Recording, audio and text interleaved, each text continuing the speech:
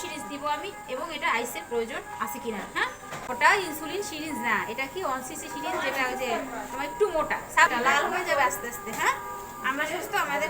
তো এখন দেখবা যে এবিজির অনেক আছে, আমি একদম প্র্যাকটিক্যালি এবিজির ভিডিও আছে, জানি তোমরা দেখো কিনা, হয়তো বাজারের প্রয়োজন পড়ে মাঝে মাঝে দেখি, সার্চ দিয়ে দেখে নিও। এবিজি আর্টেরিয়াল ব্লাড কোথায় দেখি, তিনটা জায়গাতে দেখি আমরা। কি ফার্স্ট হচ্ছে রেডিয়ালে, আর সেকেন্ড হচ্ছে ব্রাকিয়াল, থার্ড হচ্ছে ফিমোরাল। তো এবিজি যখন আমরা একটা পেশেন্টের এবিজি দেখতে যাব, সেক্ষেত্রে আমাদের কি করতে হবে, পজিশনটা খুব ইম্পর্ট্যান্ট, কোথায় দিব, কি নিডেল ইউজ করব, কোন সিরিজ দিব আমি, এবং এটা আইসের প্রয়োজন আছে কিনা। হ্যাঁ, আমাদের যদি এই আইসির মধ্যেই এবিজি করা হয়, যদি মেশিন থাকে, কোনো আইসের প্রয়োজন নেই, আমি ড্র করব, টেনে মেশিনই দিব, দেখে ফেলবো। বাট যখন আমি বাহিরে পাঠাবো, কোনো পেশেন্টকে পাশের হাসপাতালে পাঠাবো, সেক্ষেত্রে আইসির সঙ্গে দিতে হবে।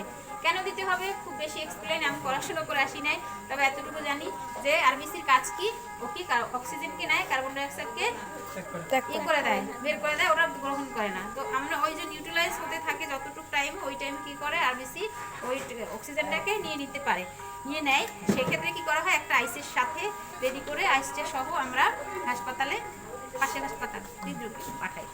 এখন নিডেল সিলেক্ট করতে হবে, যে আমি যদি এখানে ড্র করি, আমাকে 1cc সিরিজ দিতে হবে। সেই নিডেল কি খুবই থিন, বাট ওটা ইনসুলিন সিরিজ না, এটা কি 1cc সিরিজ, যেটা যে তোমার একটু মোটা, সাফিস সাইজের। দুইটার মধ্যে পার্থক্য সেটাও দেখাবো পরে। তো সেই নিডেল নিব। এরপর যদি আমি না, এখানে যদি না হয়, পেশেন্ট কনসাস, খুব পেইনফুল, আমি টানবো ব্রাকিয়ালে। ব্রাকিয়ালে যদি পেশেন্ট একটু মিডিয়াম হেলদি হয়, 5cc নিডেল। ওভারওয়েট পেশেন্ট যদি হয়, বেশি হেলদি হয়, 150 কেজি ওজন, সেই পেশেন্টদের এখানে নিলে 10cc needle, ফিমোরালে 10cc needle. Medium পেশেন্টের ক্ষেত্রে 5cc নিডেল এখানেও, আর ফিমোরালেও। মনে থাকবে। এখন আমি যখন এবিজি টানবো, কি আমার প্রসেস কি, মাঝখানে একটু বলে নিই, একটা অ্যালেন্স টেস্ট করতে হয়, এবিজির একটা অ্যালেন্স টেস্ট করতে হয়। সেই অ্যালেন্স টেস্টটা কি, খুবই গুরুত্বপূর্ণ ভালো জায়গায় চাকরি করতে গেলে।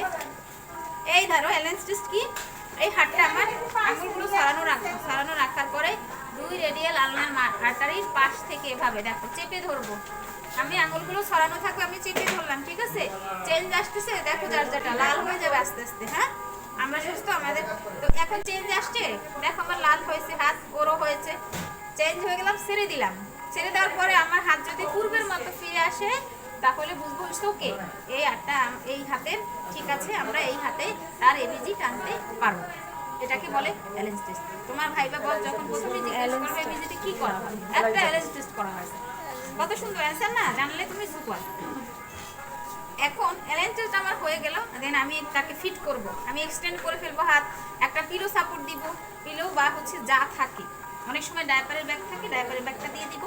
দেওয়ার পরে এক্সটেন্ড হবে, আর্টারিটা এক্সটেন্ড হবে, এবং একটু একজনে ধরবা বা হচ্ছে নিজে এরকম করে রাখলে পেশেন্ট যদি মুভ করে, তখন একজনের সাপোর্ট নিতে হবে। ধরার পরে অ্যাঙ্গেল ফিক্স করতে হবে, যে আমি কোন অ্যাঙ্গেলে দিব, এই নিডেলটা আমি কোন অ্যাঙ্গেলে ঢুকাবো। অফকোর্স 90 ডিগ্রি ভার্টিক্যালি অ্যাঙ্গেলে তোমাকে এই যে এবিজি নিডেলটাকে একদম ভার্টিক্যালি 90 ডিগ্রি পুশ করে দিতে হবে। দিয়ে আমি একটু দিব, উপরে একটু পিস্টন টানবো, আবার দেখবো যদি আর্টারিতে সে কানেকশন পায়, ও এত দ্রুত ব্লাড আসবে তুমি ভয় পেয়ে যাওয়ার মতো। আর্টারিয়াল ব্লাডটার ফোর্স খুব তোমাকে দিতে হবে না, সে দিয়ে চলে আসবে। আর ভেনাস হলে টেনে টেনে আনতে হয়, ব্লাডের একটু কালার ব্রাইট রেড কালার, তাই না, arterial blood bright red colour, আর ভেনাস ডার্ক রেড কালার। তো এই গেল, এইভাবে কিছু বেসিক জিনিস তোমাকে অবশ্যই মনে রাখতে হবে এবিজি করার ক্ষেত্রে। Thank you very much. যদি কিছু বুঝতে না পারো, পরে আবার কোশ্চেন করো।